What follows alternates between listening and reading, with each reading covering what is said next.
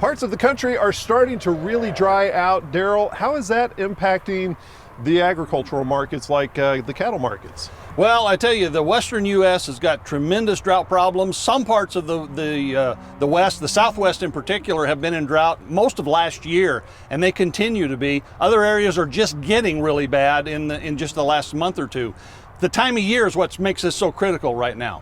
We're going into May. It's growing season. What happens in the next 6 weeks or 2 months is going to determine much of the fate for the rest of the year. So it's a critical deal. You look at areas like North Dakota, some parts of Texas are getting drier pretty quickly. Again, much of the West really have been dry for a long time. So we could see some significant impacts here in just a couple, 3 months pretty quickly. How are we looking as far as the drought picture in cattle production in Oklahoma? Oklahoma is in considerably better shape, and it's springtime and we're acting like we're going to get some spring weather, so at least intermittently we're going to get some moisture. But the last drought monitor had about 50% of the state in abnormally dry conditions, so no severe drought anywhere in the state. But the point is it could get dry pretty quickly. So it's still something we need to keep an eye on. If we get the rains that we kind of expect at this time of the year, we're not going to have a problem. But, again, you just never know. It could turn around fairly quickly. Can't believe that we're already looking at May, but how are we looking as far as the grilling season into, say, throughout the summer? The demand side looks really strong right now. We've had a tremendous run up in boxed beef.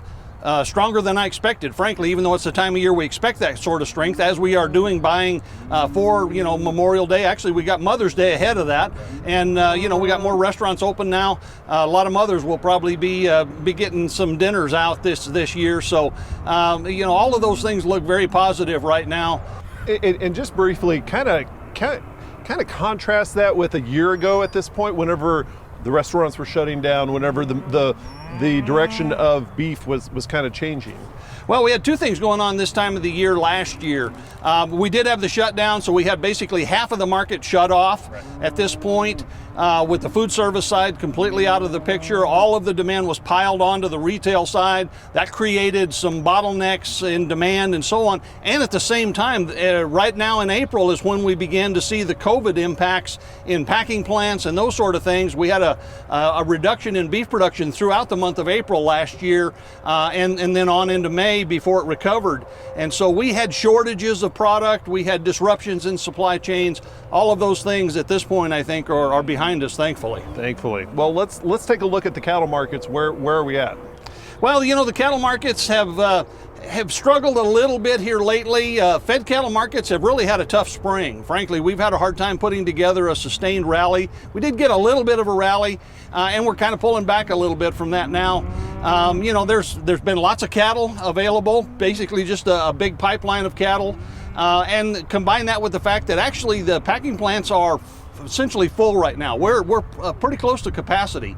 So they don't have the ability to process any more cattle, and again, we've had an unusually large supply here. Feeder cattle markets were very strong earlier in the spring. They've pulled back a little bit. Right now, the biggest thing affecting feeder cattle markets is the fact that grain prices have just shot through the roof. For the last several months, but especially in the last couple of weeks, we've seen that.